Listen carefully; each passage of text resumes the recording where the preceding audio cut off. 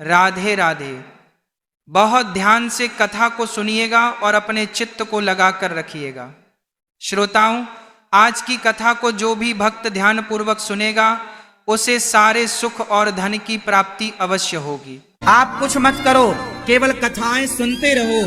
मैं गारंटी लेता हूँ आपके घर में झगड़ा नहीं होगा, आपके घर में अच्छा खासा पैसा आता रहेगा, आप जीवन में टेंशन फ्री रहोगे। बस आप कथा सुनते रहो, केवल कथा।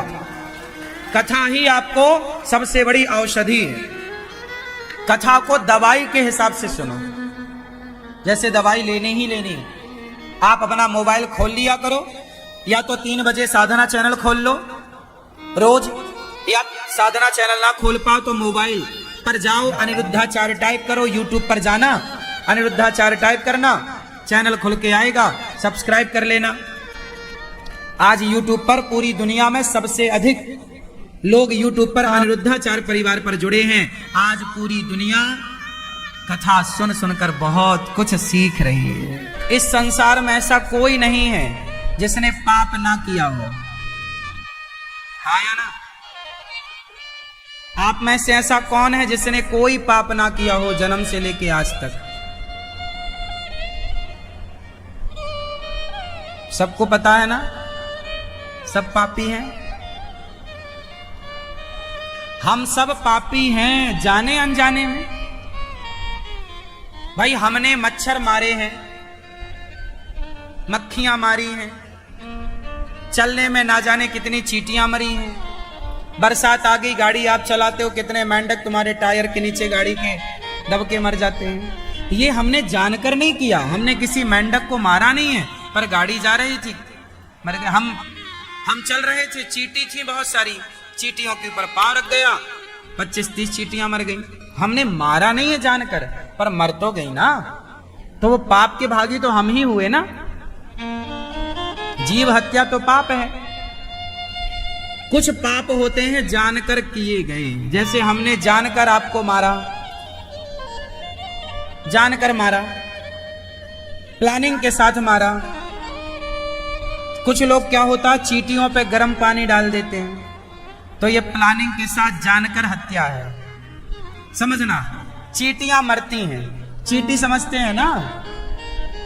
कुछ लोग क्या करते हैं, चींटियों पे गर्म पानी डाल देते हैं, हाँ या ना? कुछ लोग क्या करते हैं, चींटियों पे गरम गरम उबलता पानी डाल देते हैं। और कुछ लोग क्या करते हैं, जैसे आप जा रहे हैं और चींटी पांव के नीचे दब के मर गई, आपने चाहा नहीं, देखा भी नहीं था, पांव रख गया। अच्छा, हत्या तो उसने भी की जिसने गर्म पानी डाला, और हत्या तो आपने की कि आपने पांव रख दिया, मर गई। अब बताओ, दोनों पाप एक से हैं या अलग अलग हैं? ये एक ही कैटेगरी है या अलग अलग है? अलग अलग है। क्या अंतर है? मरी तो चींटी दोनों में, चींटी तो दोनों में मरी। अंतर केवल इतना है भाव का। अंतर कितना है? जोर से। और भगवान भावग्राही जनार्दना, भगवान भाव के भूखे होते हैं। अब आप देखो, भगवान से एक ने तो गर्म पानी डाल के मारा, तो भगवान उससे सवाल करेंगे, तूने क्यों मारा? जान के मारा ना तूने, अब तुझे पाप ज्यादा लगेगा, तूने प्लानिंग करके मारा। और जब आपसे पूछा जाएगा कि तुमने क्यों चींटी के ऊपर पांव रखा, तो आप कह सकते हैं, प्रभु हमने जानकर नहीं रखा, हमने तो पांव रखा था, हमने देखा नहीं और वहां चींटियां थी। वो जानकर हमारा भाव नहीं था मारना, हमारा उद्देश्य नहीं था मारना, पर चींटियां मर गई, तो वो पाप क्षमा होगा। पर कब होगा? जब उसे आप स्वीकार कर लेंगे कि हाँ गलती तो हुई है, प्रभु आप क्षमा करें, हम आपकी शरण में हैं। तो जो पाप जाने अनजाने में होते हैं, अनजाने में पाप हुए, तो आप भगवान की शरण में गए तो भगवान आपको क्षमा कर देंगे। लेकिन आपने जानकर पाप किया, अच्छा जानकर पाप हुआ और फिर कोई भगवान की शरण में जाए तो, माना कि उसने गर्म पानी जान के डाला और बाद में उसे समझ आया कि भाई मैंने तो बड़ा गलत किया, चींटियों को नहीं मारना चाहिए था। अब उसे गिल्टी फील हुई कि भाई मैंने गलत कर दिया। अब वो गया दौड़ा दौड़ा, हे भगवान मैं बड़ी गलती हो गई, क्षमा कर दो, मैंने चींटियों को मार डाला, मैंने जानकर उनके पानी डाला, अपराध हो गया। तो क्या भगवान उसे क्षमा नहीं करेंगे? उसे भी क्षमा कर देंगे। पर कब? भगवान कहेंगे कि तूने पाप किया है, मैं क्षमा तो करूंगा, पर तुझे तेरे पापों का दंड भोगना पड़ेगा। कैसे भोगना पड़ेगा? बोले तूने चींटियां मारी हैं तो तुझे 100 साल तक नरक में जाना पड़ेगा। अच्छा, 100 साल प्रभु नरक में, बड़ा कष्ट हो। आपकी शरण में आया हूं प्रभु, क्षमा करो। सुन सुन, तू मेरी शरण में आया है तो मैं क्या करूंगा कि तेरे 100 साल को 100 मिनट में तब्दील कर देता हूं। तेरे 100 वर्षों को 100 मिनट में, 100 साल का कष्ट था पर 100 मिनट, हाँ या ना, 100 मिनट मैं ही तुझे भोग लेना पड़ेगा, भोग लेगा। कुछ लोग होते हैं ना, आप लोग क्या होता है, कांटा लगा, बात समझना, आप जा रहे थे, कांच लग गया पांव में, कांच, लोहे की कील लग गई, तो दर्द होता है कि नहीं? बोलो हाँ, नहीं, कितनी देर होता है? कांच लग जाए पांव में बहुत दर्द होता है, घंटे भर दर्द होता है, 2 घंटे दर्द होता है, फिर पट्टी वट्टी लगा लेने के बाद थोड़ा दर्द, हाँ या ना? तो जब आपके पांव में कांटा लगे तो दर्द हो तो परेशान ना हुआ करिए। वो यदि 10 मिनट का दर्द हुआ है तो तुम्हारे जीवन में 10 साल का कष्ट आने वाला था, जो 10 मिनट के कष्ट में ईश्वर ने टाल दिया है। ये कृपा है, यही शरण। लोग कहते हैं ना, भगवान की शरण में गए तो क्या मिला? 10 साल 10 मिनट में, 10 सालों का कष्ट 10 मिनट में भोगना तो पड़ता है, पर सालों का मिनटों में। इसलिए भगवान की शरण में रहना चाहिए। भागवत सुनने से हम भगवान के आश्रित होते हैं और भागवत की कृपा से हम संसार के हर पाप से बच जाते हैं। राजा परीक्षित जी से पाप हो गया। बताओ राजा परीक्षित जी से क्या पाप हुआ? भैया भागवत सुनते हैं ना आप बताओ, परीक्षित जी से क्या पाप हुआ था? हाँ, क्या किया था उन्होंने? किसके? हाँ, महात्मा जी के। हाँ, राजा परीक्षित जी से पाप हो गया। कौन सा पाप? एक संत का अपमान कर दिया। एक संत का, जोर से, राजा परीक्षित जी ने क्या किया? एक संत का अपमान कर दिया, मरा हुआ सांप डाल दिया, समीक जी के गले में सांप डाल दिया। क्या हुआ?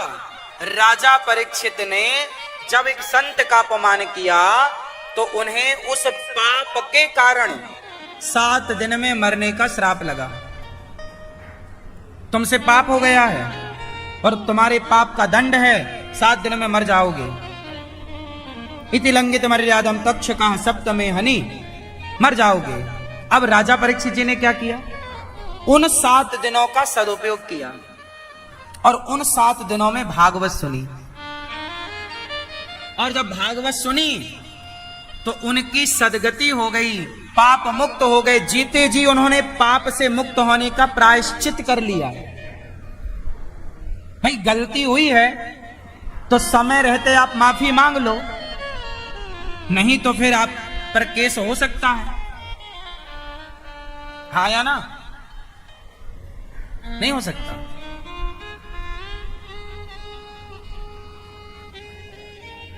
कुल मिलाकर के आपने पाप किया है तो उसका जल्दी प्रायश्चित कर लीजिए।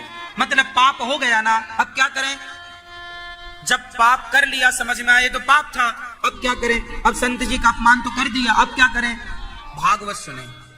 परीक्षित जी ने भागवत सुनी। भागवत सुनी तो वह परीक्षित जी उस श्राप से मुक्त होकर भगवत धाम चले गए भागवत सुन करके। ये भागवत जी का चमत्कार है। पाप को काट देती है। जैसे मजबूत धागे को कौन काटता है? बोलो, कैंची। मजबूत धागा है, कपड़ा है, फला फला जो काटना है तो कैंची फटाफट। आपके हाथ से वो धागा टूटेगा नहीं, कैंची जरा देर में काट देगी। जो आप नहीं कर सकते वो कैंची कर देती है। ये बात सही है, हाँ या ना? जो आप नहीं कर सकते वो काम कैंची कर देती है। उसी तरह जो आप नहीं कर सकते वो काम भागवत जी कर सकती हैं। भागवत कैंची है जो तुम्हारे पापों को फटाफट काट देती है। भागवत पाप से मुक्त करने वाली, इसलिए लोग भागवत जी की पोथी पाठ कराते हैं और पाप मुक्त होकर भगवत धाम के, भगवान की कृपा के अधिकारी बनते हैं।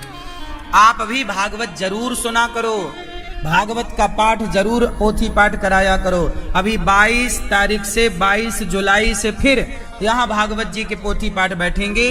गुरु पूर्णिमा के बाद तुरंत गुरु पूर्णिमा का उत्सव यहाँ पर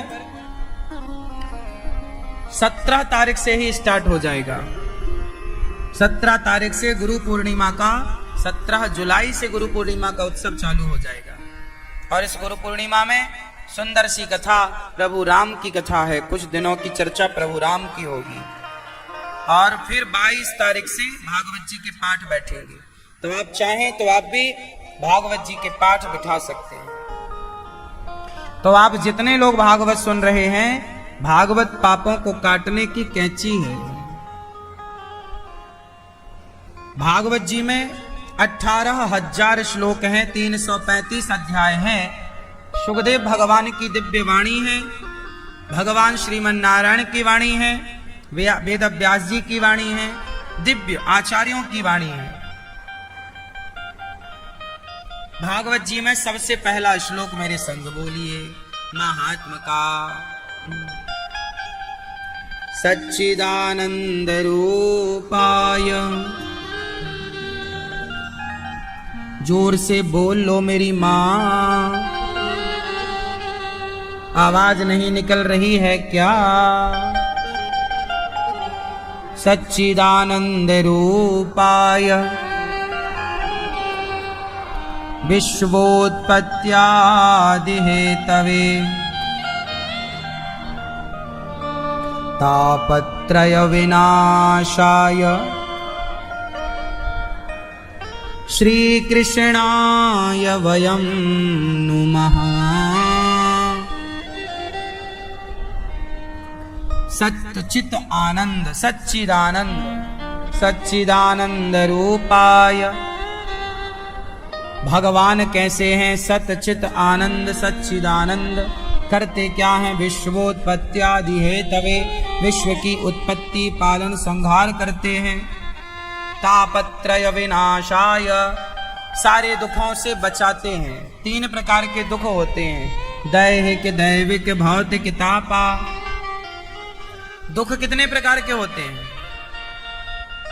क्यों भैया बताओ, दुख कितने प्रकार के होते हैं? आप कौन कौन से? आप बताओ, कौन कौन से दुख होते हैं? मैया बताओ मेरी माँ, कौन कौन से दुख होते हैं? कोई तन दुखी, कोई मन दुखी, कोई धन बिन रहते उदास, थोड़े थोड़े सब दुखी, सुखी राम के दास। कोई तन का रोगी है, तन दुखी, तन से परेशान, इतना बीमार पड़ा है पूछो ही मत। सारी बीमारियां उसी के अंदर है। पैसा बहुत है पर बीमारियों से परेशान है। खाने को बढ़िया है पर खा ही नहीं पा रहा है। डॉक्टर कहते हैं मत खाना, ब्लड प्रेशर हाई हो जाएगा। तो दाल का पानी पी रहा है। गरीबों को गरीबी नहीं खाने देती, अमीरों को डॉक्टर नहीं खाने देते। हिसाब बराबर है। ईश्वर बैलेंस करके रखता है सब। पूरा ज्यादा कैसे खा सकते हो आप? खाने को है इसका मतलब थोड़ी सब खा जाओगे। भगवान बैलेंस बना के चलते हैं। जिसके पेट में भूख है उसके पास खाने को नहीं है। जिसके भूख है उसके पास खाने को नहीं है, और जिसके पास खाने को है उसके पास भूख नहीं है। सही है, ऐसा ही है। ईश्वर बहुत सृष्टि को बनाए हैं ना, पूरा बैलेंस।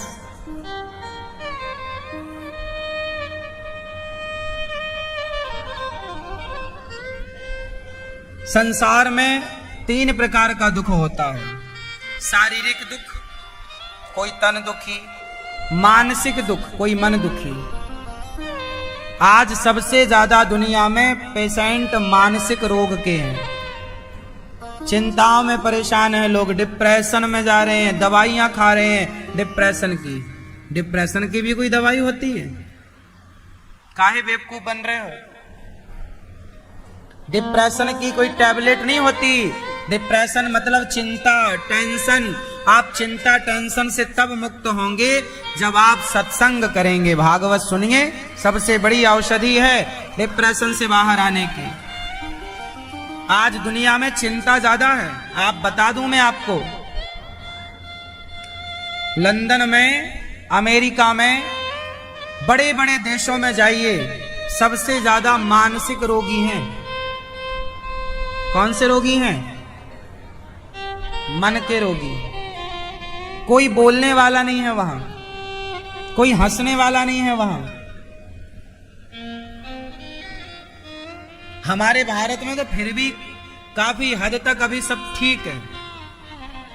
विदेशों में स्थितियां क्या है? लड़की 18 साल की होती है, चली जाती है जहां मन करे वहां। लड़का 18 साल का हुआ चला जाता है जहां। माँ बाप अकेले रह जाते हैं। किसके साथ हंसें, किसके साथ बैठें, किसके साथ मुस्कुराएं, किसके साथ ठहाके लगाएं। पूरी जिंदगी अकेलेपन में गुजरती है। वो अकेलेपन में क्या होता है? डिप्रेशन, मानसिक तनाव। एक बात बताएं, अच्छा बताओ, हंसना जरूरी है या नहीं? कितना जरूरी है? उत्तर दो। हंसने वाला व्यक्ति डिप्रेशन में नहीं जाता है। हमेशा मुस्कुराने वाला व्यक्ति डिप्रेशन में वो लोग जाते हैं जो हंसते मुस्कुराते नहीं हैं। हमेशा बंदर का मुंह बनाए घूमते रहेंगे, बंदर की तरह।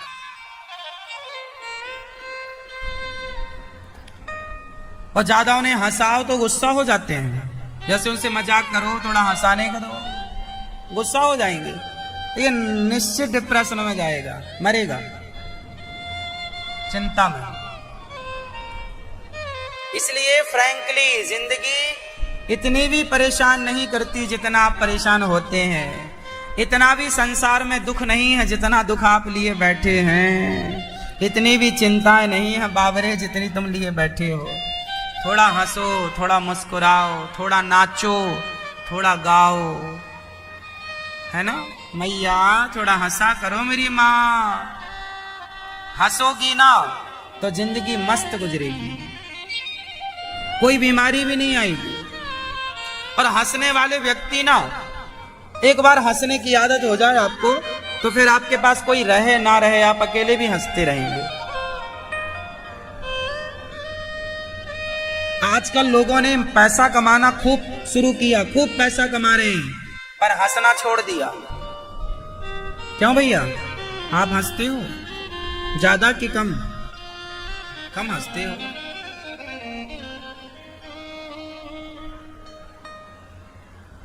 अच्छा, हंसने वालों की शक्ल ही अलग होती है। देख के पता चल जाता कौन हंसने वाले हैं और कौन बैठे रह गए मुंह बुला। कुछ लोग मुंह बुलाए बैठे रहते हैं, हंसते ही नहीं।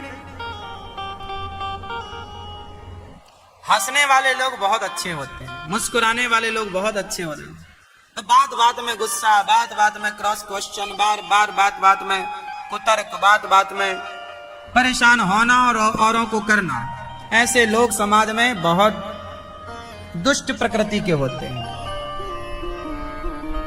इसलिए जीवन में हंसते मुस्कुरा। इसलिए ईश्वर के घर से जब आप आए तो ईश्वर ने सबसे पहले आपको रुलाया। जब बच्चा पैदा होता है तो रोता है, लेकिन रोने के बाद वो फिर सोते सोते हंसता है। छोटे छोटे बच्चे ना बहुत हंसते हैं, बेवजह हंसते हैं। उनके सामने ताली बजाओ तो हंसने लगते हैं। तुम्हारे सामने ताली बजाओ तुम गुस्सा हो जाओगे, ताली बजा रहे हो। और बच्चों के सामने ताली बजाओ तो वो हंसने लग जाते हैं।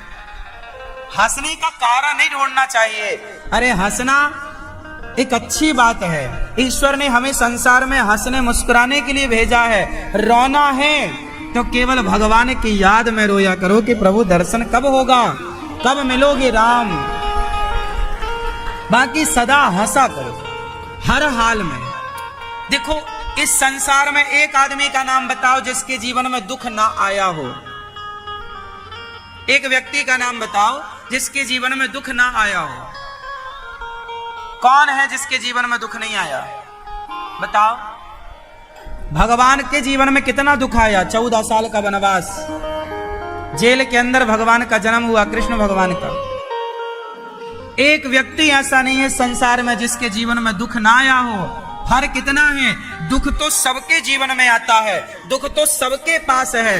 हर कितना है कि उस दुख को कोई रो करके गुजारता है तो कोई उस दुख में भी हंस के अपना पूरा टाइम, पूरा जीवन गुजार लेता है। पता ही नहीं चलता कि ये व्यक्ति दुखी है, क्योंकि मुस्कुराकर जिसे गम का जहर पीना आ गया, मुस्कुरा के जिसे गम का जहर पीना आ गया, ये हकीकत है, उसको इस जहां में जीना आ गया। बस मुस्कुरा करके ये गम का जहर पीना है। पता ही ना चले किसी को कि आपके जीवन में कोई गम भी है, कोई कष्ट भी। मुस्कुराओ, ये जीवन मिला, मुस्कुरा लो। कुत्ते को मुस्कुराने का मौका मिला ही नहीं, कुत्ता चाहे तो भी नहीं मुस्कुरा सकता।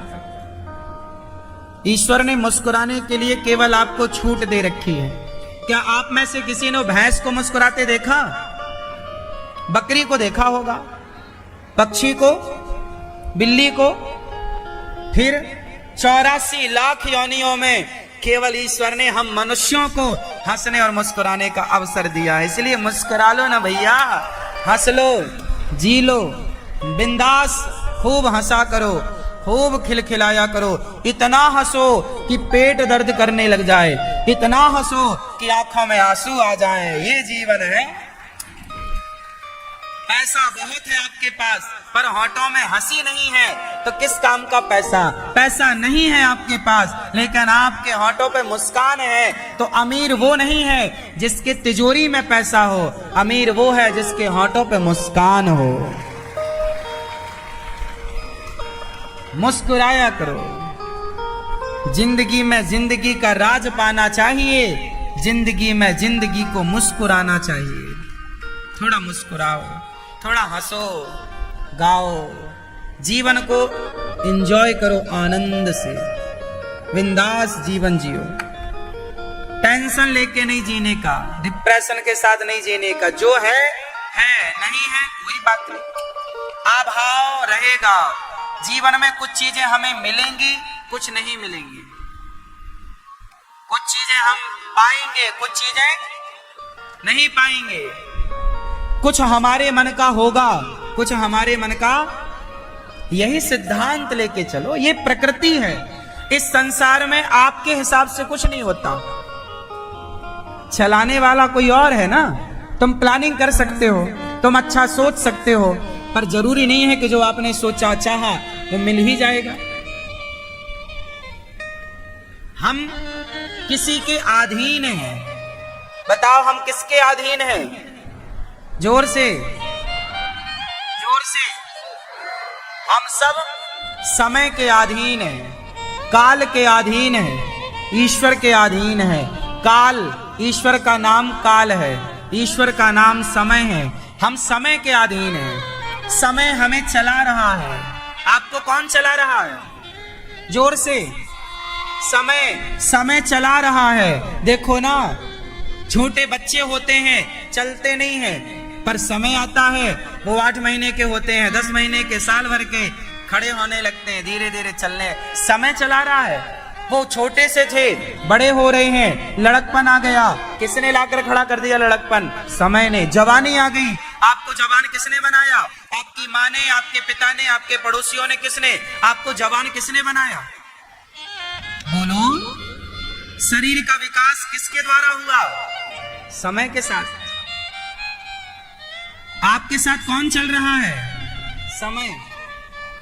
लड़कपन आया, किसने दिया? समय ने। जवानी आई, किसने दिया? समय ने।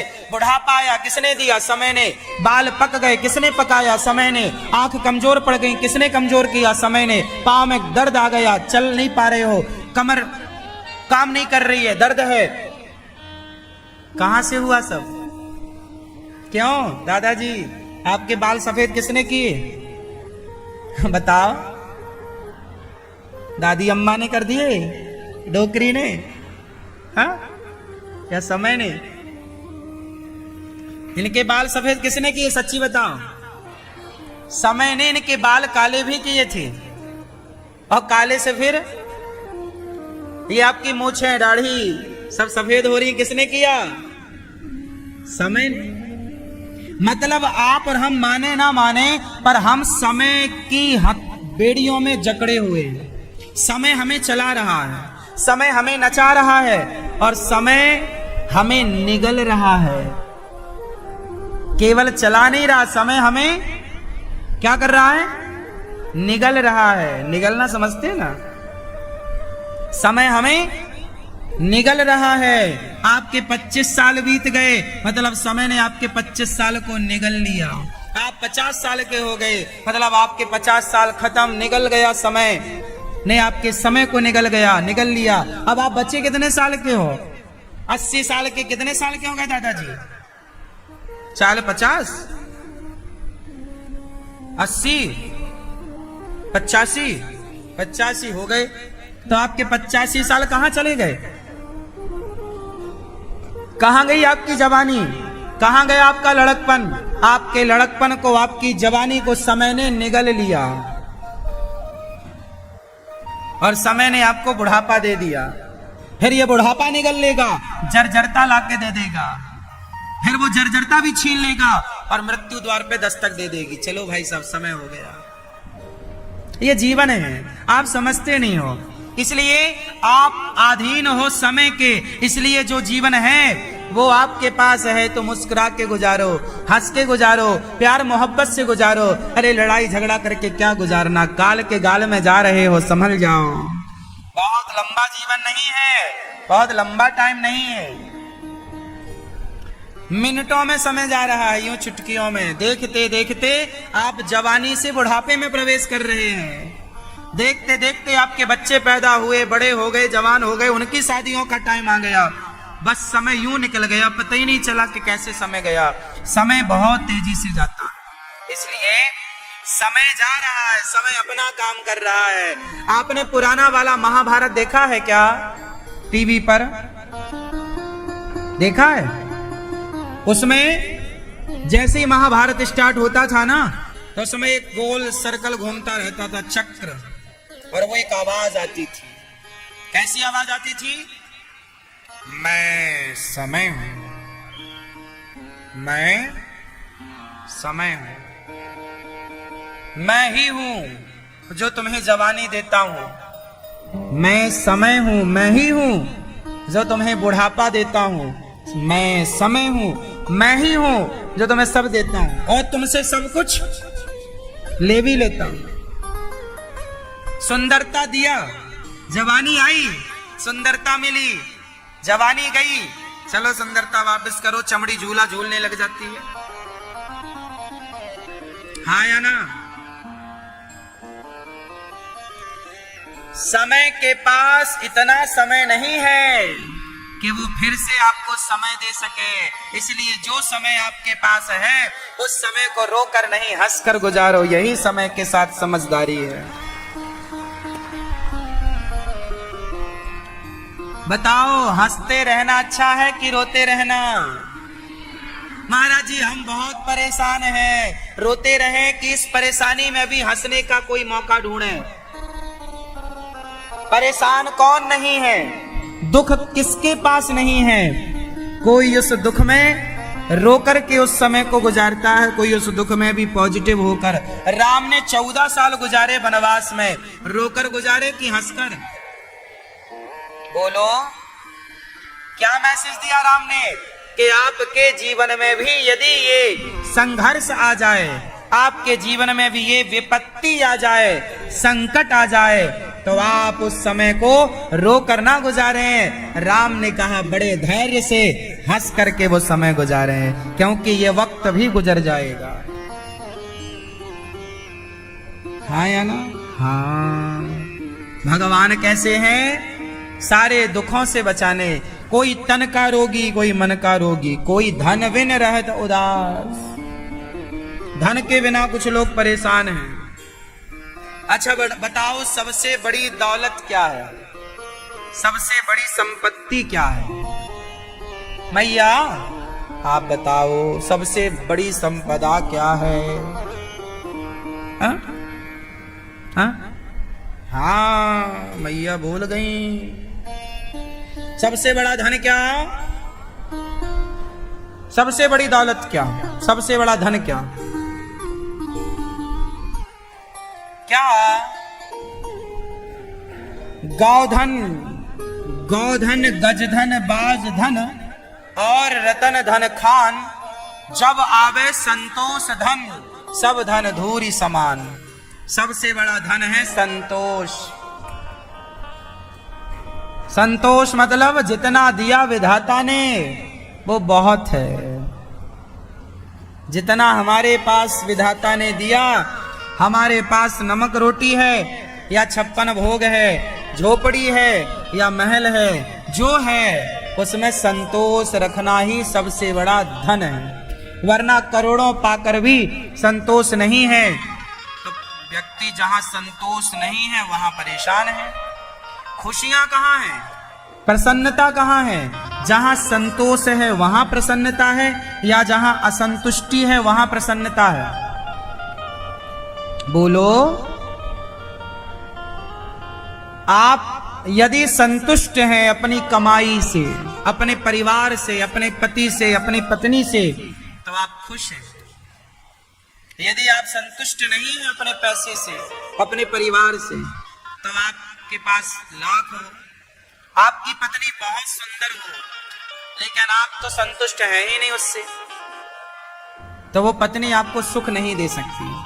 और आपकी पत्नी थोड़ी सांवली है पर आप संतुष्ट हैं अपनी पत्नी से, तो वो सांवली पत्नी भी आपको खुश सुखी कर सकती है, सुख दे सकती है। हाँ या ना? पत्नी, पति, पैसा, परिवार में सुख नहीं है, उसमें होने वाले संतोष में सुख है। क्या आप संतुष्ट हैं? रिक्शा वाला रिक्शे में संतुष्ट है तो वो खुश है। महलों के रावण अपनी पत्नी मंदोदरी के साथ संतुष्ट नहीं था तो नाश हो गया। दुख उठा के ले आया, सीता मां को नहीं लाया रावण ने, दुख उठा के ले आया। हाँ या ना? उठा ले आया, सर्वनाश हो गया। रावण अपनी पत्नी से संतुष्ट होता तो दूसरे की पत्नी क्यों चुराता? और संतुष्ट होता तो सुख होता। रावण के जीवन में सुख नहीं था, क्यों? क्योंकि रावण संतुष्ट था ही नहीं। हाँ या ना? बोलो हाँ। अच्छा, राम के जीवन में ना तो सोने की लंका थी, लेकिन राम अपनी पत्नी से और अपनी माता के निर्णय से, अपने पिता के निर्णय से संतुष्ट थे कि मेरे पिता ने मुझे जंगल दिया है तो मैं संतुष्ट हूं। राम जंगल में भी संतुष्ट थे और रावण सोने की लंका में भी संतुष्ट। इसलिए संतुष्ट होने के लिए संतोष चाहिए। संतोष है राम के जीवन में, तो वो संतोषी राम की, जिन राम के भीतर संतोष है, जो राम इच्छाओं से दूर हट चुके हैं, वो संतुष्ट राम की पूजा की जाती है और असंतुष्टि रावण के पुतले जलाए जाते हैं। देख लो आप, बताओ, रावण ने सीता मां को चुराया, हाँ या ना? जबकि रावण की बहन राम के पास गई थी ऑफर लेकर के, हमसे ब्याह कर लो। रावण की बहन का नाम क्या था? सूर्पनखा। गई मेकअप करके सुंदरी बन के, राम बहुत सुंदर हो आप, पर तुमसे ज्यादा तो हम सुंदर है, हमसे ब्याह कर लो। राम जी ने बताया हमारी पत्नी है, शादी हो चुकी है हमारी। वो खड़ी सीता, सूर्पनखा बोली नहीं, उसमें क्या रखा? वो देखो सूखी एक हड्डी, सूखी।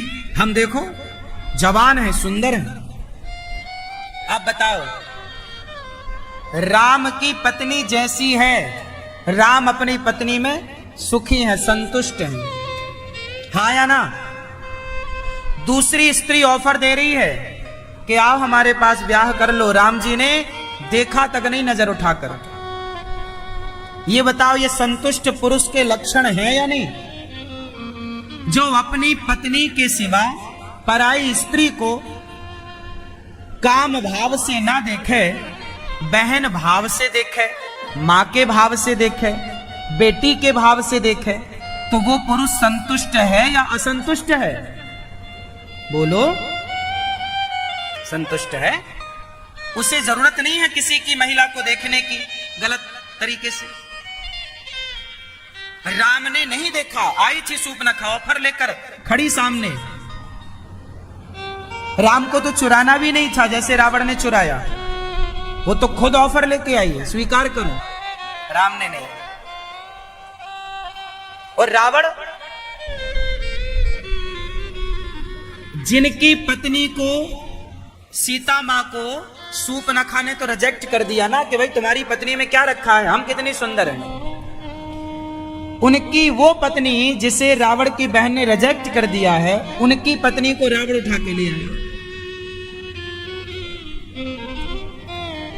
रावण के पास क्या कमी थी? मंदोदरी कितनी सुंदर थी, जितनी सुंदर माता पार्वती हैं उतनी ही सुंदर लगभग मंदोदरी माता थी। पंच कन्याओं में एक कन्या है। मंदोदरी सामान्य महिला नहीं है। मंदोदरी ऐसी स्त्री है कि वो जब चाहे अपने आप को कुंवारी कर लेती थी। मंदोदरी कभी बूढ़ी नहीं होती थी। मंदोदरी बूढ़ी नहीं होती थी, सदा जवान रहती थी। वो जवान कुंवारी हो जाती थी, जब चाहे वो कुंवारी हो जाती थी। पंचकन्याओं में थी ना वो। ऐसी मंदोदरी जो जब चाहे कुंवारी हो जाए, सदा जवान रहती थी, उन मंदोदरी को छोड़कर रावण जगत जननी को चुरा कर ले आया। क्यों? संतोष नहीं। इसलिए कहता हूं, जो आपका ईश्वर ने आपको दे रखा है, जितना धन, सुदामा के पास खाने को रोटियां नहीं थी, पर संतोष कितना था। क्यों मेरी मां? अच्छा ये बताओ, जितना आप लोगों के पास अभी है, औरों के पास उतना भी नहीं है। ये बात सही है या गलत है? ईश्वर ने जितना आप लोगों को दे रखा है, औरों के पास अभी उतना भी नहीं है। आप मैया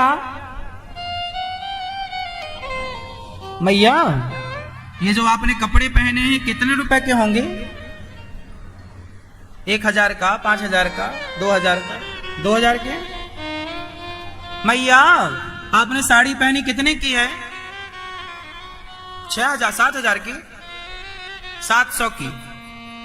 अच्छा मैया, ये जो आपने 700 की साड़ी पहनी है ना, इसे आप 1 साल तक पहनना, और फिर जब 1 साल बाद आपका मन भर जाए तो आप ये साड़ी किसी को देने का मन बनाना।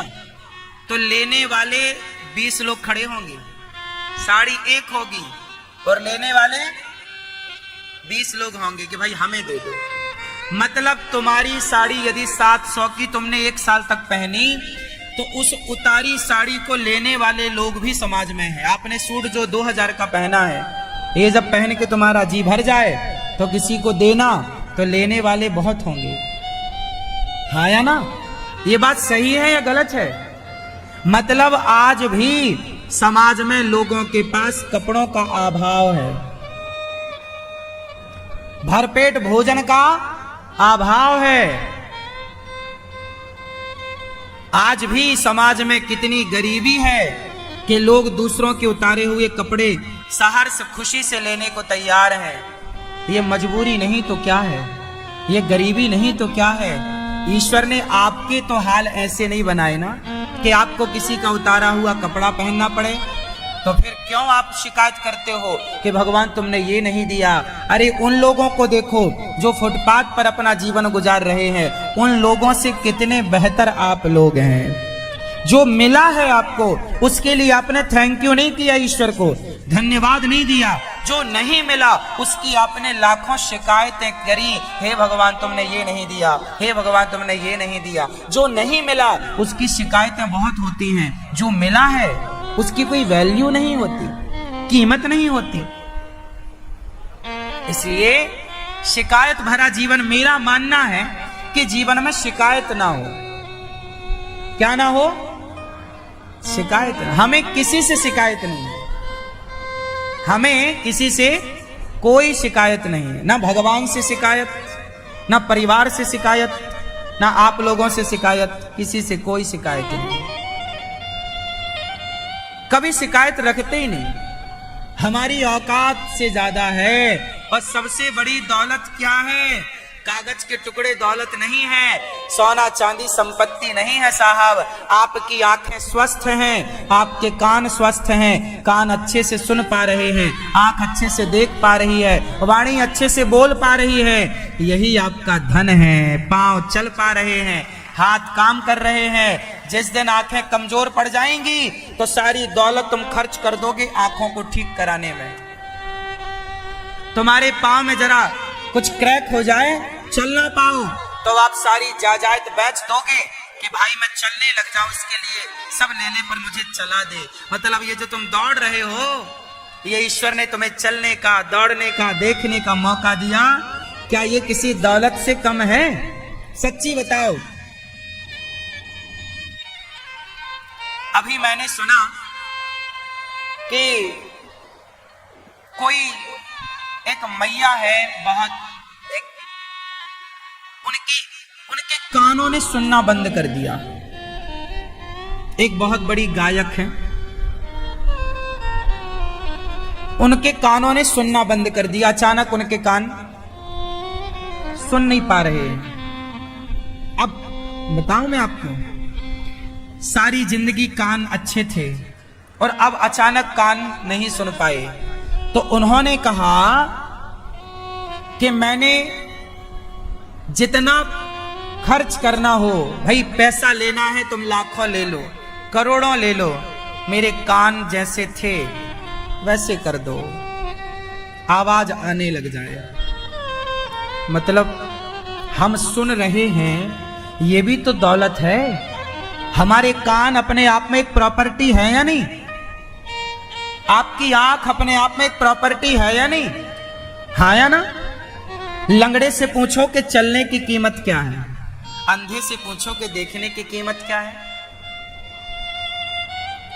आपको सहज में मिल गई चीजें, फ्री में 2 आंखें मिल गई तो आपको वैल्यू नहीं है। जिनकी आंखें खराब हो रही हैं, आंखों की नसें सूखती जा रही हैं, उनसे पूछो, वो घबराए पड़े हैं, हे भगवान क्या हम अंधे हो जाएंगे, कुछ दिख नहीं रहा महाराज, हे प्रभु ऐसी कृपा करो भैया, हमारी संपत्ति ले लो पर हमारी आंखें हमें लौटा दो।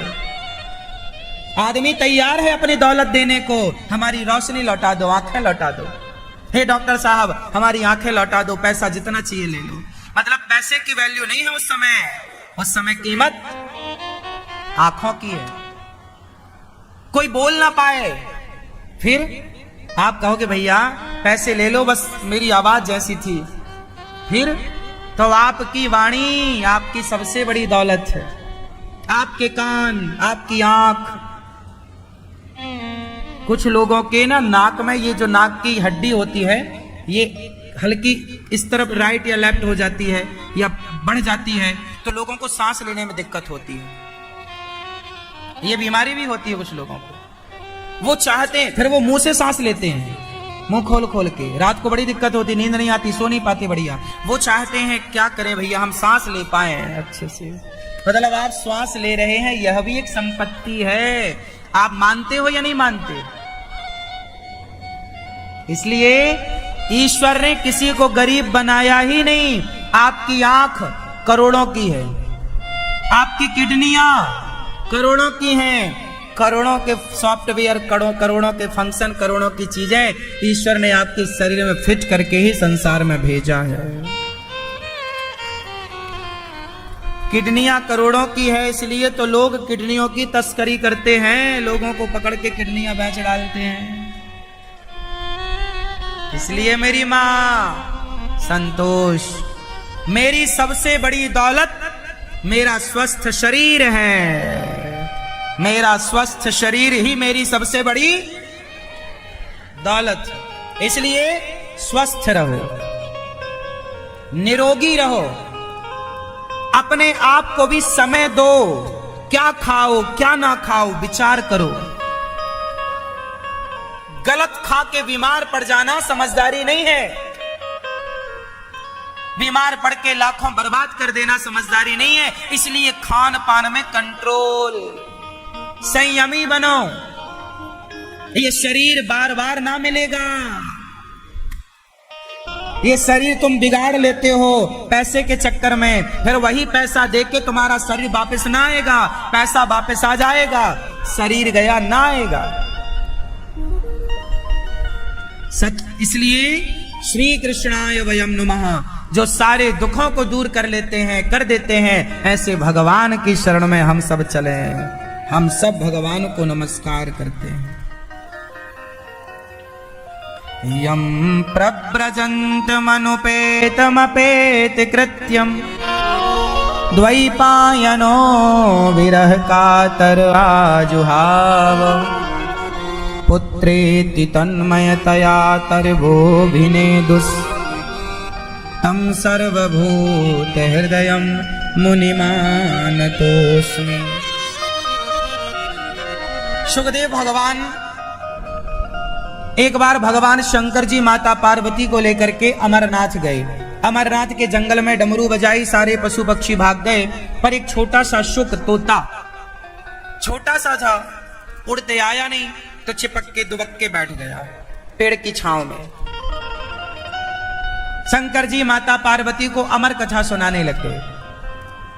पार्वती मैया कथा सुनती सुनती सो गई, और जब सोई तो तोता हुंका देने लग गया। तोते को लगा कि माता जी हुंका देना बंद करेंगी तो शंकर जी कथा सुनाना बंद कर देंगे, तो तोता माता जी की आवाज में हुंका ऐसे। शंकर जी ने कथा पूरी सुनाई। अब जयकारा लगी, बोलिए कृष्ण कन्हैया लाल की। तोता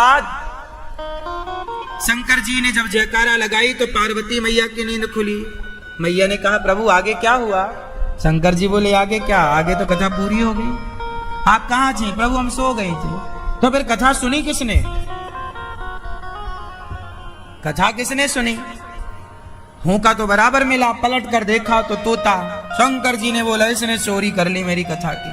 तोते को मारने शंकर जी ने त्रिशूल निकाला, डर के मारे तोता भागा। उड़ता उड़ता उड़ता उड़ता वेद व्यास जी की पत्नी बद्रीनाथ में विराजी, व्यास गुफा सरस्वती नदी के तट पर।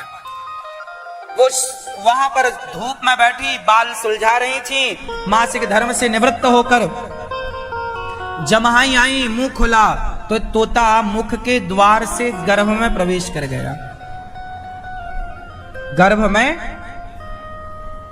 प्रवेश कर गया। अब जब गर्भ में प्रवेश किया तो शंकर जी आए, देवी हमारा चोर कथा चोरी करके भागा है, कहां गया? व्यास जी की बद्री ने कहा कौन सा चोर? बोले कथा सुन ली। कौन सी? बोले अमर कथा। अच्छा अमर कथा चोरी कर ली? अरे जब अमर कथा सुन ही ली तो मरेगा कैसे? शंकर जी ने कहा बात तो सही है। शंकर जी चले गए कैलाश। कथा उस तोते को ही सुनवानी थी और उसे सही जगह स्थापित करना था। वो 12 वर्षों तक रहा। माँ के पेट में 12 वर्षों के बाद व्यास जी ने कहा, बेटा तुम्हारी माँ को बड़ा कष्ट हो रहा है, बाहर आओ। भगवान की कथा सुन के तोता गया, भगवान का चिंतन करते करते करते करते तोता भगवान मैं बन के निकला। और जब तोता भगवान के आकार का निकला तो साक्षात व्यास जी के पुत्र, साक्षात भगवान सुखदेव भगवान व्यास जी के पुत्र जो भगवान के स्वरूप हैं वह प्रकट भय। तत्राभवद भगवान व्यास पुत्रो, भगवान व्यास जी के पुत्र भगवान ही व्यास पुत्र के रूप में प्रकट भय, ये कहना है प्रकट भय। और वही सुखदेव भगवान जन्म लेते ही, अच्छा देखो गया था तोता, निकले सुखदेव भगवान। क्यों? आप जिसका चिंतन करते हैं आप वैसे हो जाते हैं। बात समझ में आई? बहुत गंभीरता से समझने का विषय। आप यदि किसी बुरे व्यक्ति का चिंतन करो तो आप बुरे हो जाएंगे। इसलिए साधु संत सारे लोग क्या बोलते हैं? भगवान का चिंतन करो। क्यों? भगवान का चिंतन करने से आपका आचरण भी, आपका गुण भी भगवान की तरह होगा। सभी भक्त श्रद्धा और भक्ति से प्रभु का नाम जप करें। इस कलयुग में भगवान के नाम से ही जीवन का उद्धार होगा। सुखदेव भगवान भगवान की भगवत चिंतन में डूबे हैं। बाद में व्यास जी ने भागवत जी पढ़ाई और वही परीक्षित जी को सुनाते हैं।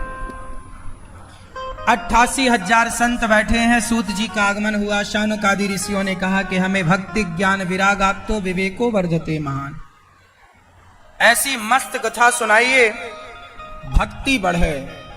मैया,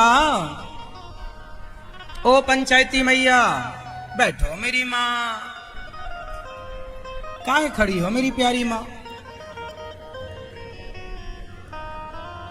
बैठ जाओ। सूत जी महाराज कथा सुना रहे हैं। कृष्ण प्राप्ति करम सस्वत साधनम तद्वदाधुना। कृष्ण की प्राप्ति का सरल उपाय भागवत जी है। सूत जी कहते हैं शानकादि ऋषियों से, हम तुम्हें वो कथा सुनाते हैं जो देवताओं को भी दुर्लभ है। एक बार स्वर्ग का अमृत लेकर देवता आए, कहने लग गए सुखदेव भगवान से, ये स्वर्ग का अमृत परीक्षित जी को पिलाओ और कथा हमें दे दो। एवं विनिमये जाते सुधा राज्ञा प्रपीयताम। तब सुखदेव भगवान ने कहा, क्वा सुधा क्वा कथा लोके क्वा कांचा क्वा मणिर महान। कहाँ आपका कांच का टुकड़ा, कहाँ भागवत। स्वर्ग का अमृत कांच का टुकड़ा है। स्वर्ग का अमृत कांच का, जोर से, स्वर्ग का अमृत कांच का टुकड़ा है और भागवत मणि है। स्वर्ग के कांच के टुकड़ा लेकर अपनी मणि कौन देता है भाई? सुखदेव भगवान ने कहा, इंद्र से आप हमारे समृद्ध के योग्य नहीं। सोचिए, देवताओं के राजा को सुखदेव भगवान ने यहां से विदा कर दिया। बोले तुम्हें भागवत नहीं सुनाएंगे। भागवत किसे सुनाओगे? जो भागवत का अधिकारी होगा उसे भागवत सुनाएंगे। सोचिए कि देवताओं के राजा भी भागवत के अधिकारी नहीं हैं। आप कितने भाग्यशाली हैं कि वो भागवत जो देवताओं को दुर्लभ है वो आपको सरलता और सहजता से मिल रही है।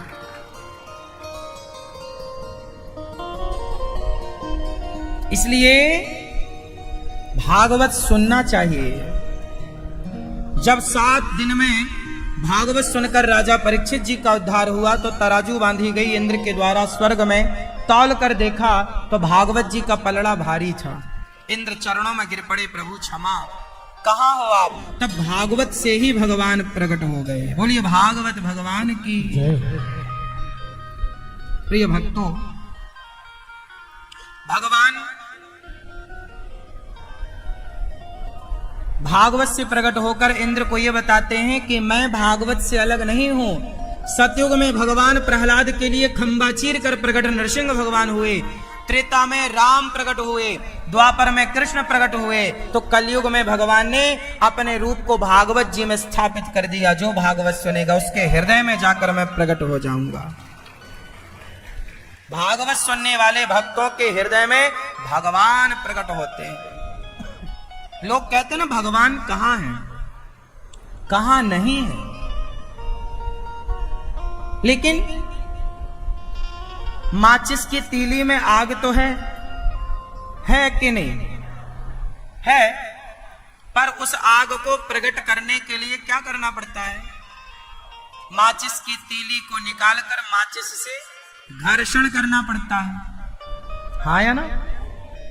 बिना घर्षण किए हुए तीली से आग प्रकट नहीं होती, तो बिना भक्ति किए हुए, सत्संग किए हुए भला तुम्हारे चित्त में भगवान कैसे प्रकट होंगे? Common sense. बहुत ज्यादा दिमाग लगा, आजकल लोग परेशान काहे हो रहे पता? बेवजह दिमाग लगा रहे हैं। भगवान में दिमाग ना लगाओ, भगवान में दिल लगाओ। दिल लगेगा तो कुछ समझ में आएगा, दिमाग लगाते मर जाओगे। दिमाग तो माता सती का ना लगा भगवान में। माता सती दिमाग लगा रही हैं कि ये कैसे राम जो अपनी पत्नी को ढूंढ रहे हैं जंगल जंगल। शंकर जी बोले दिमाग ना लगाओ सती, तुम दिमागदार पिता की पुत्री हो इसलिए दिमाग लगा रही हो। ये जो राम है ना, ये राम भगवान है। मैं प्रणाम कर रहा हूं, शंकर जी प्रणाम कर रहे हैं। हे राम जय से सच्चिदानंद जगदीशा, जय हो आपकी हे सच्चिदानंद, हे परमेश्वर, हे ईश्वर। और माता सती, शंकर जी क्या लगा रहे हैं? दिल, मेरे राम में दिल लगा। और सती क्या लगा रही है?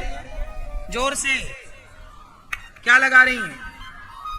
मैया कहां चली मेरी माँ दिमाग लेने? अच्छा जाओ, मिल रहा वहां दिमाग।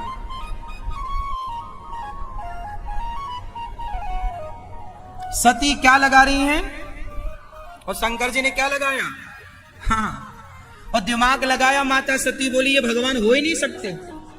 जो लोग कहते हैं कि ये भगवान हो ही नहीं सकते, वो अपना दिमाग लगा रहे हैं। और ईश्वर जो हमारे भगवान है बेटा, वो दिमाग का विषय है ही नहीं, वो तो दिल का विषय है। जब तक दिल ना लगाओगे तब तक समझ में नहीं आएगा।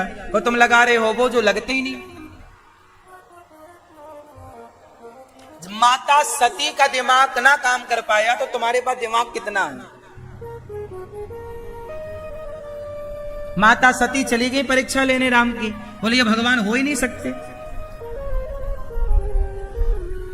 मैया सो रही है, लाल मैया रुक जा ना जगाना। जाग रही हो मैया? अच्छा, हमें लगा सो गई। हाँ, ध्यान लगा रही है, अच्छा है।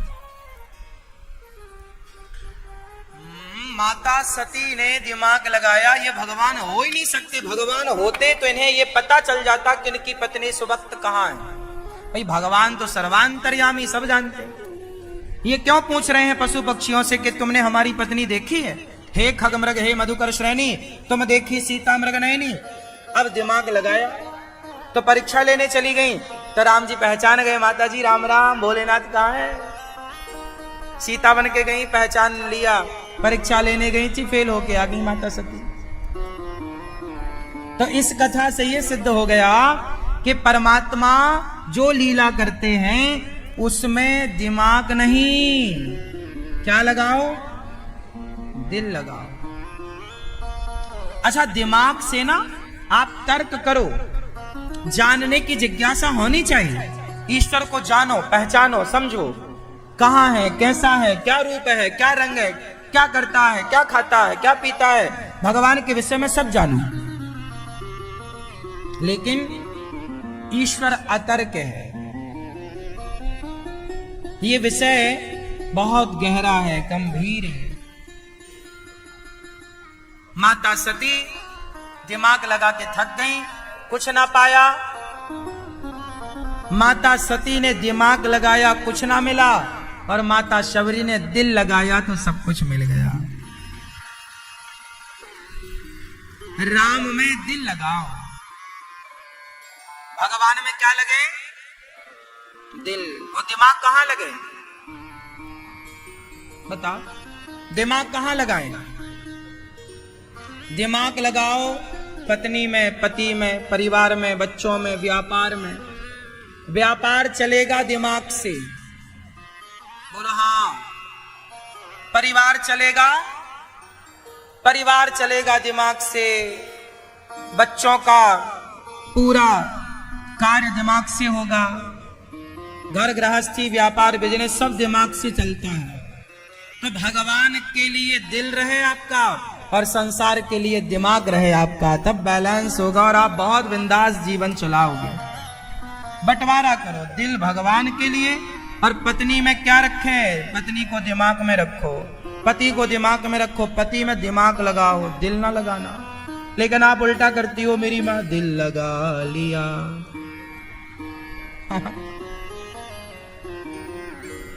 तुमसे प्यार करके अब लगाया है दिल, तो बाद में रोती हो, फिर आप कहती हो दिल के टुकड़े टुकड़े करके मुस्कुरा के चल दिए।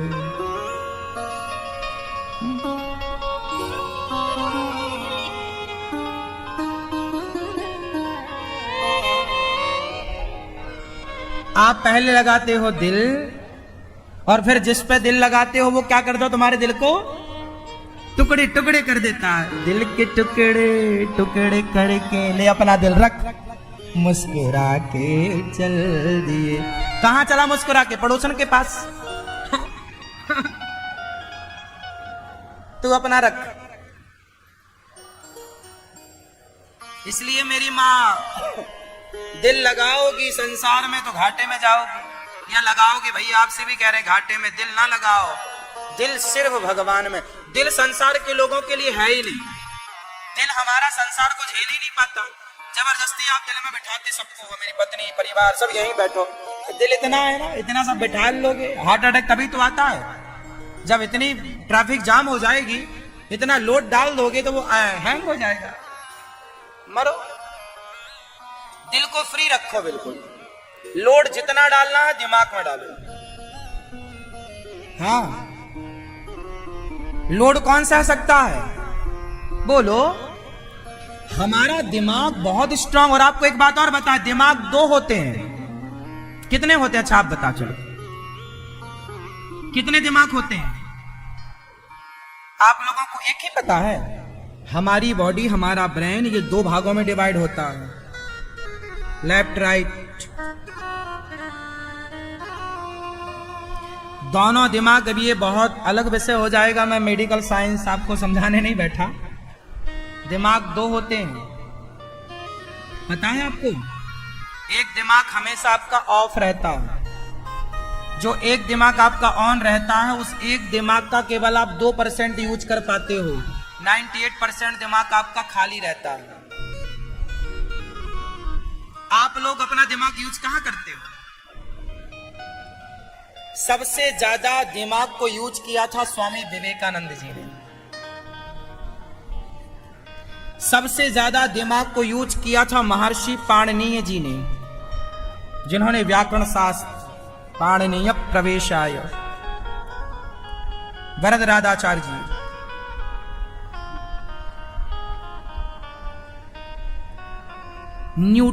न्यूटन और कुछ वैज्ञानिक का मुझे नाम पता था, अभी भूला है। क्या? हाँ, आइंस्टीन है कि टाइन है? ठीक है। इन लोगों ने सामान्य लोगों की अपेक्षा अपने दिमाग का ज्यादा यूज किया है। इन लोगों का दिमाग, सामान्य लोग कितने % दिमाग यूज करते हैं?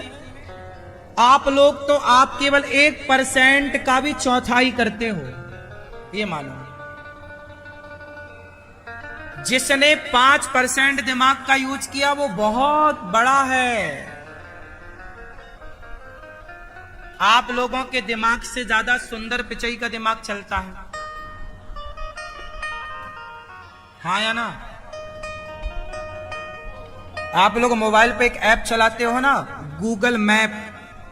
आपके घर का एड्रेस डालो, तुरंत उसमें आ जाता है, आपके दूरी आ जाएगी कितने किलोमीटर है। उसके बिना आजकल लोग चल नहीं पाते, वो एक आवश्यकता बन गई है समाज की। उसको डिजाइन किसने किया? किसने उसको तैयार किया? सुंदर पिचई ने, गूगल का CEO। दिमाग लगाया ना, तो आप और हम तो इतना दिमाग ना लगा पाते, उसने लगाया। मतलब उसने अपने मस्तिष्क का, ब्रेन का हम सबसे ज्यादा यूज किया।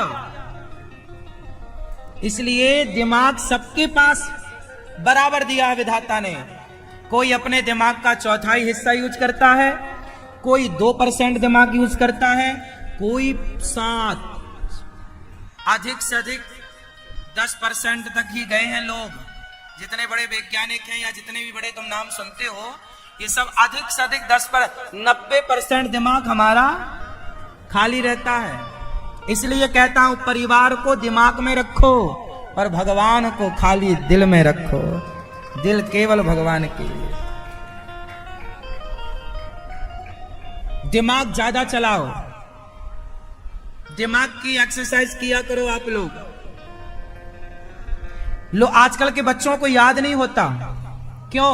इनका दिमाग सोया पड़ा है। मोबाइल चलाने से क्या होता है, बिल्कुल साइंटिफिक बोल रहा हूं, समझ में आ जाए आपके तो अच्छा है, नहीं आए तो आप जानो।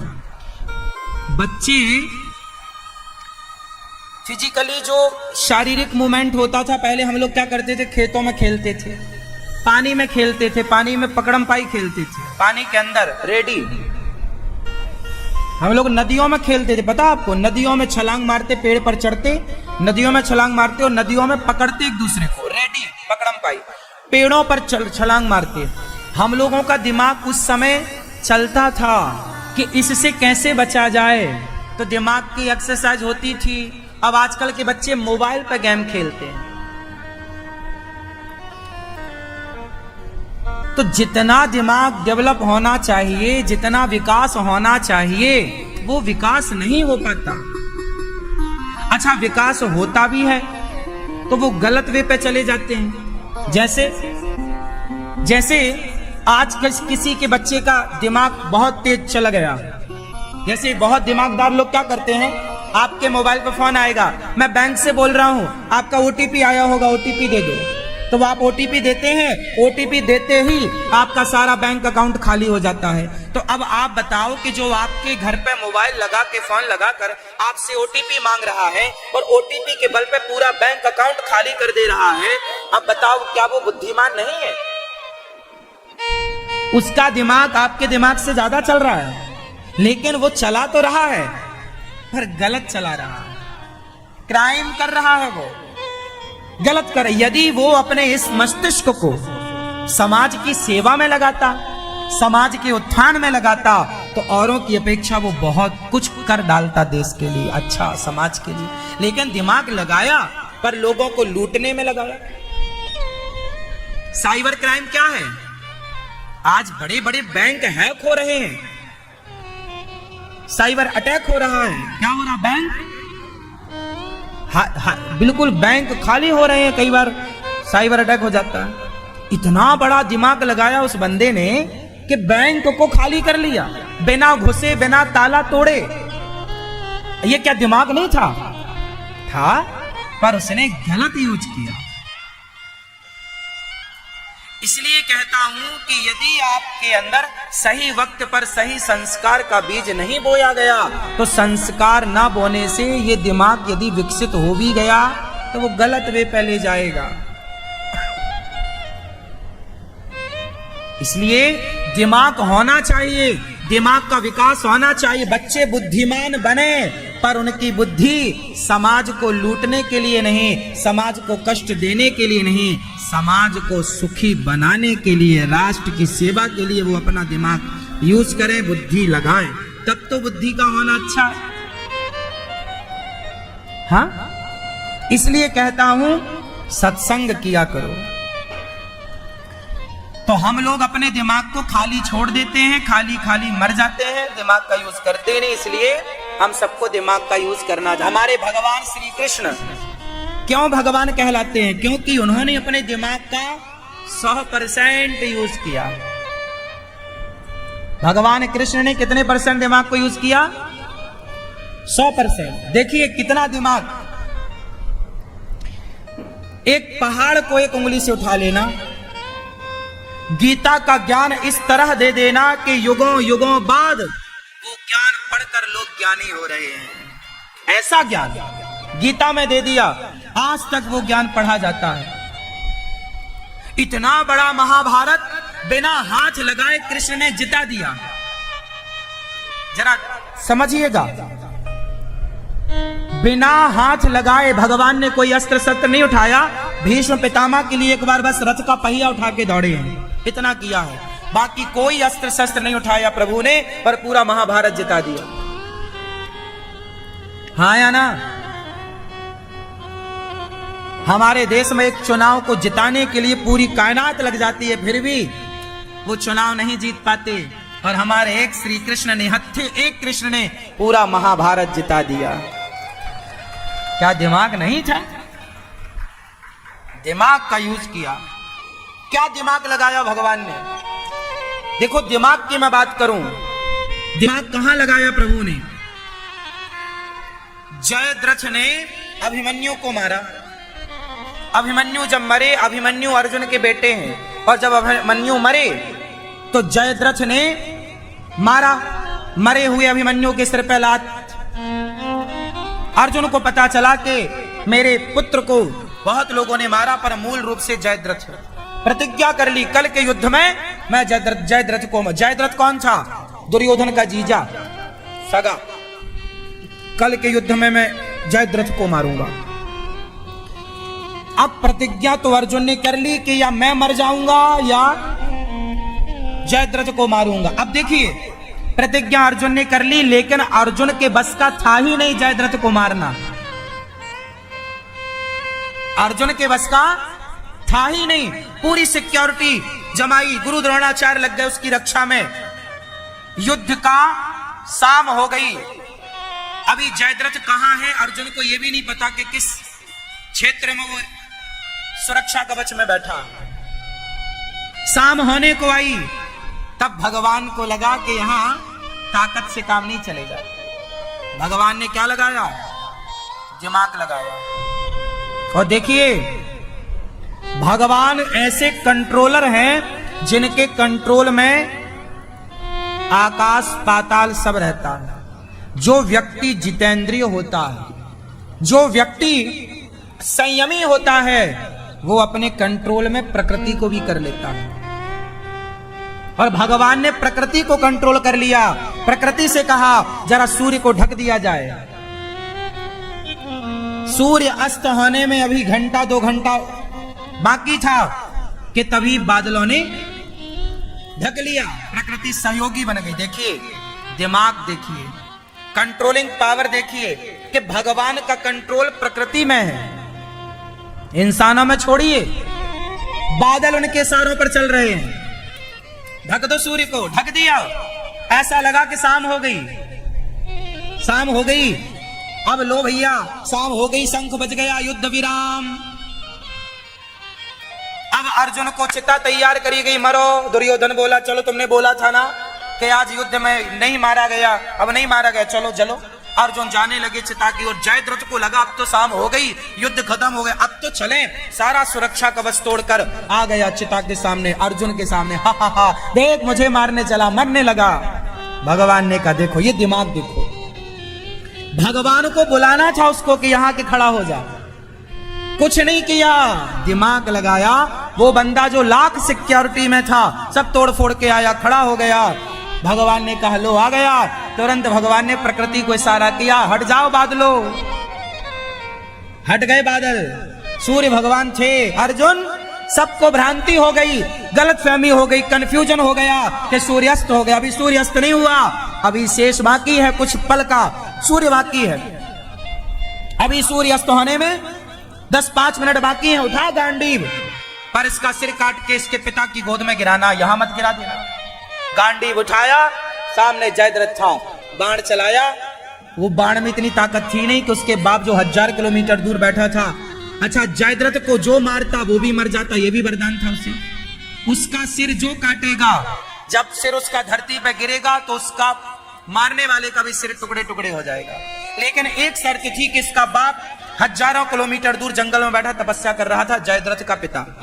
यदि इसका सिर जाके उसकी गोद में गिर जाए तब ये दोनों मर जाएंगे, बाप बेटे मारने वाला नहीं। ये बात कौन जानता था? केवल कृष्ण। अर्जुन नहीं जानते थे। और अर्जुन का निशाना इतना भी पक्का नहीं था कि 1000 किलोमीटर दूर जाके जंगल में फलाने पेड़ के नीचे कोई बैठा तो उसकी गोद में वो बाण जाके, इतना कहां दिमाग। ये भगवान ने अपना सुदर्शन लगा दिया अर्जुन के बाण में, सिर कटा और अर्जुन के बाण में भगवान का चक्र, और ऐसा निशाना देखिए 1000 किलोमीटर दूर। आज की सैटेलाइट क्या करती है? अंतरिक्ष में, आकाश में ही एक देश की सैटेलाइट कोई आती है तो वो दूसरे देश की सैटेलाइट से ध्वस्त करने की क्षमता रखती है। आज की ये टेक्नोलॉजी है, निशाना चूक भी सकता है, पर भगवान का निशाना देखिए कि बाप की गोद में जाके बेटे का सिर गिरा, बाप बेटे मर गए, भगवान ने भक्त की रक्षा कर ली। ये है भगवान श्री कृष्ण का दिमाग। भगवान ने प्रकृति को कंट्रोल कर रखा है, 5 तत्वों में कंट्रोल, पृथ्वी, जल, वायु, अग्नि, आकाश। जब भगवान श्री कृष्ण द्वारिका से गए तो जल में कंट्रोल देखिए, भगवान ने जल से कहा कि मेरी द्वारिका को पानी में डुबा दिया जाए। उनकी नगरी पानी में डूब गई और आज 5500 साल बाद भी उनकी नगरी पानी में सुरक्षित है। अभी आपने देखा होगा हमारे देश के प्रधानमंत्री जी द्वारिका में पानी के अंदर पुरानी द्वारिका का पूजन करने गए थे। पानी के भीतर डूबी हुई द्वारिका प्राप्त हुई है, हाँ या ना? तो भगवान का कंट्रोल जल में, अंतरिक्ष में, अग्नि पी जाते हैं बाल्यकाल में, अग्नि में, सर्पों पे तांडव करते हैं काली अनांग के ऊपर, सर्पों पे कंट्रोल, हाँ या ना? भगवान है। समाज को देखो, भगवान की पूजा करने से अच्छा और क्या है? अच्छा बताओ, भगवान की पूजा करने से अच्छा क्या है? उत्तर दो, आप सबसे मेरा क्वेश्चन है, सवाल है, भगवान की पूजा करने से अच्छा क्या है? उत्तर क्या? क्या है? भगवान की पूजा करने से अच्छा है कि भगवान ने जो किया या जो कहा उस कहे को किया जाए और जो किया है वो किया जाए। भगवान राम जो करते हैं वो कर लो ना साहब, राम की पूजा करने की जरूरत नहीं है, राम ने जो किया है वो करने की जरूरत है। राम ने अपने माँ बाप की आज्ञा का पालन किया, राम ने अपने पत्नी के सम्मान के लिए रावण को मारा, राम ने अपने भाई के लिए अपना अधिकार छोड़ दिया। राम की पूजा करने से क्या होगा? जो राम ने किया है यदि वो कर लिया जाए तो समाज में आपका लोक परलोक दोनों संवर जाएगा। क्या कहते हैं आप लोग बताओ, मैं आपसे पूछ रहा हूं, बताओ राम की पूजा करना ज्यादा अच्छा है या राम के आदर्शों पे चलना ज्यादा अच्छा है? राम के बताए मार्ग में चलना अच्छा है। राम की तरह पुत्र होना चाहिए, राम की तरह पति, राम की तरह भाई, राम की तरह राजा। आप कैसे बेटा है? क्या राम की तरह बेटा है? क्या राम की तरह पति हैं? राम ने दूसरी महिला को आंख उठाकर नहीं देखा, ऐसा पति होना चाहिए। क्या आप राम की तरह पति हैं? यदि आप राम की तरह पति नहीं बन पाए, राम की तरह पुत्र नहीं बन पाए, राम की तरह पिता नहीं बन पाए, तो बताओ राम की पूजा कर लेने से पाप क्या लोगे? क्या पालोगे? उद्देश्य पूजा करना है ही नहीं, उद्देश्य तो राम के आचरण को उतारना है। कृष्ण की पूजा करने से क्या पाओगे? कृष्ण की गीता पढ़ करके उस ज्ञान को आचरण में उतार कर जो पा सकते हो वो पूजा करके नहीं पा सकते। कन्फर्म है ये बात? कृष्ण के ज्ञान को जीवन में उतारा जा सकता है।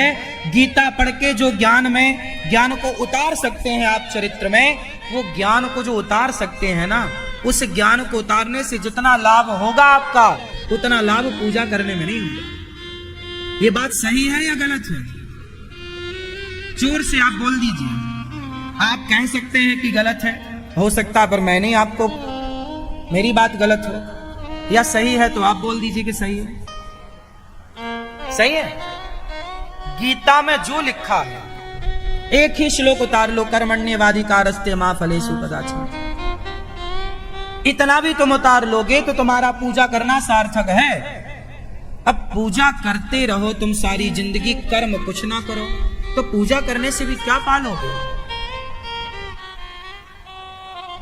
जब भगवान ही कह रहे हैं कि कर्मण्येवा, तू कर्म कर, कर्म कर, पर मेरी एक बात और कह रहे हैं, मेरा बन के कर, माम एकम शरणम ब्रज, मेरा बन जा।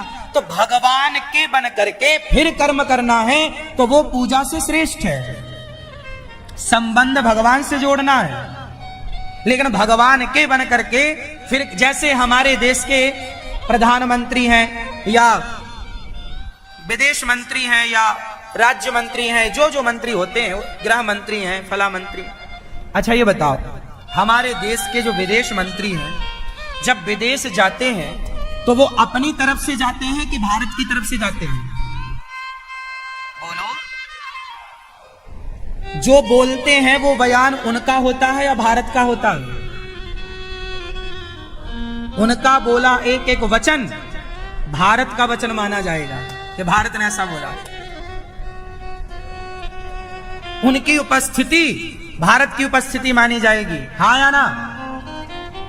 उसी तरह जैसे वो व्यक्ति भारत के निर्वाचित सांसद बनकर के उस पद को प्राप्त करके ना विदेश मंत्री बने,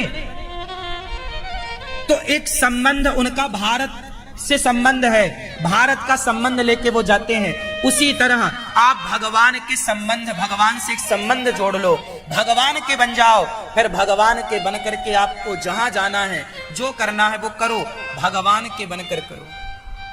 तुम्हें क्या लगता है पूजा में, तुम्हें क्या सिंदूर मिल जाए तुम भगवान को थोप दोगे सिंदूर से? अभी यहां सिंदूर रख दो और लोगों को बोल दो पूजा कर लो, उठा उठा सिंदूर भगवान को जो थपेड़ेंगे, ऐसे उनको लगता यही पूजा है।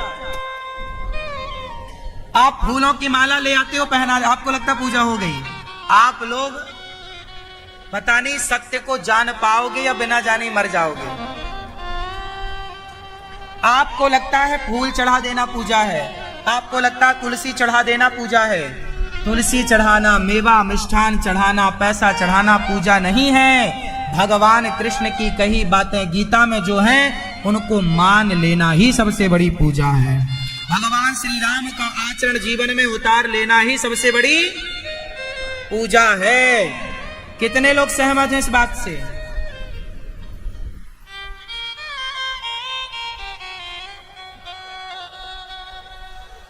प्रिय भक्तों,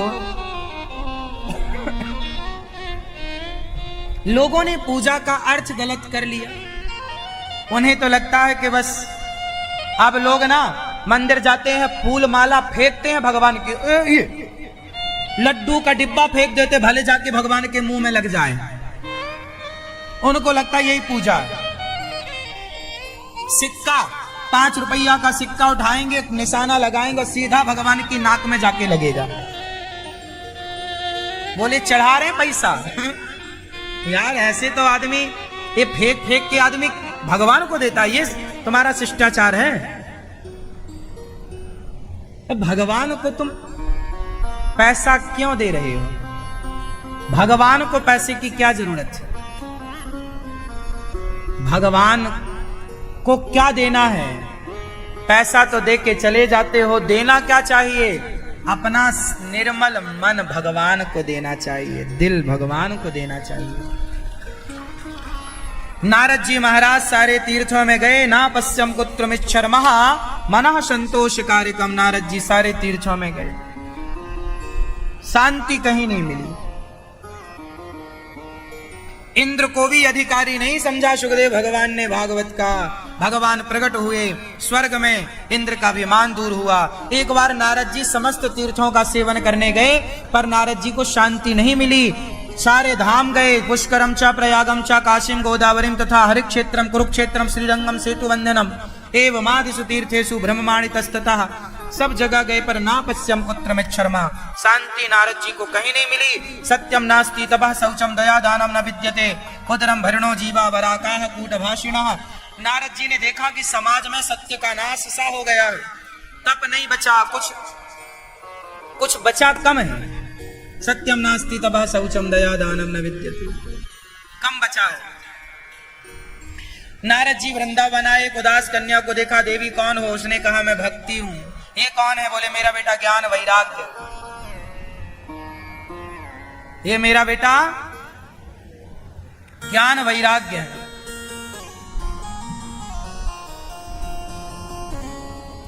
ज्ञान वैराग्य को नारद जी ने भागवत सुनवाई। पहले तो वेद वेदांत घोषिष्य गीता पाठिर मुहुर्मुहु भूख ज्ञान को सुनाया, पर कुछ ना हुआ। तब नारद जी को सनकादियों ने कहा भागवत सुनवाओ। हरिद्वार में 3 आसन लगाई गई। सनक सनंदन सनातन सनत कुमार 4 आसन लगाई गई। 3 आसन श्रोता नारद जी के लिए भक्ति ज्ञान वैराग्य के लिए लगाई गई। और जब कथा शुरू हुई तो कथा की महिमा सुनकर सदा सेव्या श्रीमद् भागवती कथा। सदा भागवत सुनने से क्या होता है?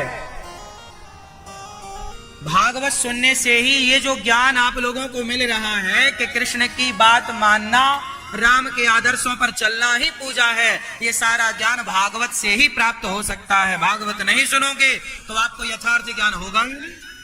भटकाने वाला ज्ञान तो बाजार में खूब मिल रहा है।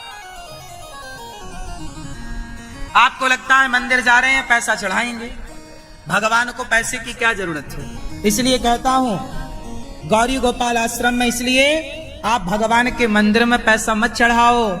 गौरी गोपाल आश्रम में इसलिए कहता हूं गौरी गोपाल भगवान के मंदिर में भी पैसा चढ़ाने की जरूरत नहीं। गौरी गोपाल आश्रम में जो दीन दुखियों के लिए लंगर चलता भंडारा, उनको अपने हाथ से भोजन देने में आपका भला है, उनको भोजन बंटवाने में आपका कल्याण है। पैसा आपका सार्थक तब होता है जब आप किसी दीन दुखी की सेवा से उस धन को जोड़ देते हैं। किसी दीन दुखी की सेवा से उस धन को, भगवान तक पैसा कैसे पहुंचता है? आपको 10 रुपए चढ़ाना है भगवान को, तो वो 10 रुपए किसी भूखे को दे दो, भूखे को रोटी खिला दो अपने हाथ से। और देखो दान वहां कर, पैसे वहां दो जहां संतोष हो देने के बाद, संतुष्टि मिले कि हाँ हमने जो दिया उसका हमारी आंखों के सामने सदुपयोग हुआ। और गौरी गोपाल आश्रम एक ऐसा आश्रम है कि जो आप देते हैं आपके हाथ से ही यहाँ हजारों लोगों को भोजन बांटा जाता है। दिन भर आपके सामने भोजन बंटता हुआ दिखता है। अखंड रसोई चल रही है, लंगर चल रहा है, भंडारा चल रहा है, हजारों लोग रोज प्रसाद पा रहे हैं। अब देखिए क्या है ये, आप आए, आपने दिया और आप तुरंत देख रहे हैं कि आपके धन का सदुपयोग हो रहा है। इसलिए दान करना चाहिए। कहां करें? जहां पर सेवा का कार्य हो। आपको आपकी आंखों से दिखना चाहिए कि हमने जो दान दिया है उसका सदुपयोग हो रहा है या नहीं। जहां आपका अंतरात्मा संतुष्ट हो जाए वहीं दान करना चाहिए, जहां संतोष हो। पैसे कहीं भी नहीं दे देना चाहिए, किसी को भी नहीं दे देना चाहिए। सुपात्र को दान करना चाहिए। गाय दान करनी चाहिए। किसको? अब किसी को भी दे दोगे तो कोई कसाई को ही दे दोगे, तो कसाई को आपने गाय दान कर दी तो वो तो ले जाके काट देगा। तुलसीदास जी, सूरदास जी, इनके कहां बेटा था? अपने बल पर भक्ति करी, अपने बल पर प्रभु को पाया। भगवान को पा लेना सबसे उत्तम है। चित्त भगवान में लगा देना और अपने आप को समाज की सेवा में समर्पित कर देना सबसे उत्तम है। लोगों की बातें सुनना बंद कर दो। लोगों की बातें सुनोगे ना तो अच्छा कर ही नहीं पाओगे कुछ। आप तो कुछ अच्छा करोगे तो भी लोगों को बोलना है। बेटा नहीं हुआ आपका तो भी लोग आपको बोलेंगे, हो जाए और नालायक निकल जाए तो भी आपको बोलेंगे। इसलिए कानों में उंगली लगाओ, किसी की कुछ मत सुनो, केवल अच्छा करते रहो, अच्छा करते रहो। उस अच्छे का परिणाम समाज ना देगी, भगवान देंगे। कानों में उंगली लगाओ, सुनो मत, बस अच्छा करो। तुम भला करो तो सही, तुम्हारा भला ना हो तो कहना। एक बात बताएं, इत्र की दुकान में आप एक काम करो, इत्र लगाओ मत, इत्र का व्यापार शुरू कर दो, इत्र का कारोबार शुरू कर दो, अपने आप महक जाओगे कि नहीं? हाँ या ना? जिस दिन तुम खुशियां बांटने लग जाओगे, बांटने लगो साहब खुशियां, अपने आप खुश हो जाओगे। खुश होने का मंत्र है खुशियां मांगो मत, हे भगवान हमें खुश करो ना, बांटो, औरों को खुश करो। जो औरों को खुश करता है, भगवान देखते हैं कि भाई ये कर रहा है, इसे देना चाहिए। खुशियां बांटने से बढ़ती हैं, इसलिए सभी में बांटो। आपका बेटा होगा तो सारी दौलत आप उठा के बेटे को दे दोगे, और बेटे को चाहिए भी क्या, तुम जाओ चूल्हे में, वो तो दौलत लेके खुश है। लेकिन बेटा नहीं है किसी का, तो वो क्या करे, वो अपनी सारी संपत्ति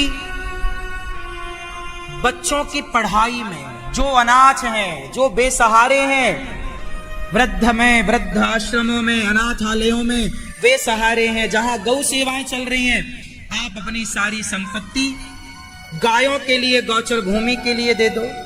आप अपनी संपत्ति गुरुकुलों में, जहां पर बच्चों को पढ़ाया जा रहा है, तुम्हारी संपत्ति का एक बेटा फायदा उठाता, पर तुमने सही जगह उसका दान किया, तुम्हारी उस संपत्ति से ना जाने कितने बेटों का भविष्य सुधर जाएगा। क्या उससे तुम्हारी सदगति ना हो जाएगी? तुम्हारा बेटा ही चिता पे आग लगाएगा तभी तुम्हारी सदगति होगी क्या? जो तुमने मानसिकता बना रखी है ना, वो मानसिकता गलत है कि बेटा आग लगाएगा तो ही सदगति ना। आप अच्छा कार्य करेंगे तो आपको सदगति के लिए मुंह ताकना ना पड़ेगा किसी का कि भैया तुम करो तो हमारी सदगति हो। हम तो अपनी सदगति का कार्य करके मरेंगे। हमारी सदगति के लिए तुम क्या करोगे? हम खुद ऐसा अच्छा काम करके मरें कि हमारी सदगति हमारे अच्छे कामों के बल पर हो। हम बेटे से पिंडदान लेंगे तो ही हमारी सदगति होगी क्या? वो उसका कर्तव्य है, वो करे ना करे, पर मैं अपना पूरा कार्य करके मरूं, पुण्य के कार्य करके मरूं। जब बेटे के लिए संपत्ति जोड़ के मरते हो तुम, अपने लिए घर बगला बना के मरते हो तुम, तो अपने कल्याण का साधन जुटा के भी मरा करो। मरने के बाद तुम किसी पे निर्भर ना रहना कि भैया तुम हमारी सदगति के लिए ये काम कर दो। सबसे बड़ा पुण्य है, सबसे बड़ी सेवा है समाज की, पशु पक्षी हर जीव की, सब में। जो नर में नारायण को देखता है वही मंदिर में भगवान को देख सकता है। जो नर में नारायण को नहीं देख सकता वो मंदिर में भगवान खाक देखेगा। आत्मदेव जी को संत ने फल दिया, पत्नी को, पत्नी ने बहन को फल खिला दिया, गाय को बहन का बच्चा हुआ, ले आई, नाम रखा धुंधकारी। बड़ा हुआ, जब पैदा हुआ समय पर गाय के बच्चा हुआ, नाम रखा गौकर्ण। आत्मदेव जी के बेटा नहीं हो रहा था, जबरदस्ती उंगली कर करके बेटा मांग लिया। बेटा मिल तो गया, लेकिन उस बेटे ने इतना मारा, इतना तड़पाया कि ये बोले कि मैं तो बिना बेटे का खुश था। जब ईश्वर ने नहीं दिया था तो कुछ विचार के नहीं दिया होगा, तुमने उंगली कर ली, अब लिया भोगो। इतना मारता धुंधकारी कि आत्मदेव जी रो रो के परेशान है। तब गौकर्ण जी ने उपदेश दिया कि सेवा कथा रसमहो नितराम पिबत्वम धर्मम भजस्व सततम त्यज लोक धर्मान। पिताजी सेवा, देखो गौकर्ण जी ने भी अपने बूढ़े बाप को उपदेश में कहा कि सेवा करो। क्या करो? सेवा। सेवा कथा। तुमने बेटा क्यों पा लिया? तुम्हारे बेटा नहीं था तो तुम समाज की सेवा करते। बेटा पा लिया, अब पा लिया, लो अब मार रहा तुम्हें डंडों से, अब पिटो। इसलिए सेवा। समाज के बच्चों को इतना लायक बना दो, योग्य बना दो कि उन्हें दौलत देने की, ऐसे बेटे पैदा करना जो बेटे खुद कहें पिताजी हमें आपकी संपत्ति नहीं चाहिए, आपने हमें इतना काबिल बना दिया है, हम आपसे ज्यादा कमा सकते हैं। ऐसा बनाओ बच्चों को और अपनी संपत्ति समाज की सेवा में खर्च करो। पुण्य यही है, बच्चों को योग्य बनाओ। ऐसा बनाओ कि तुम्हारा बेटा आगे आके कहे कि आपने, धन्यवाद पिताजी, आपने मुझे योग्य बनाया, हमें आपकी दौलत से मोह नहीं, हम आपकी सेवा करेंगे सदा। और